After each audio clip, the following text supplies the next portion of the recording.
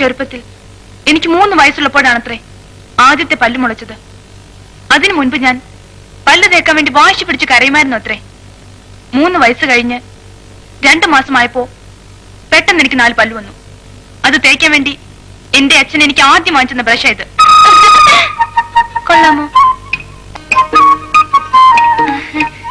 ഞങ്ങളുടെ തറവാട്ട് പറമ്പിന്റെ അതിരില് തേൻകിനിന്ന് ഒരു മാവുണ്ടായിരുന്നുവെന്ന് ഞാൻ സുധാകരനോട് പറഞ്ഞിട്ടില്ലേ?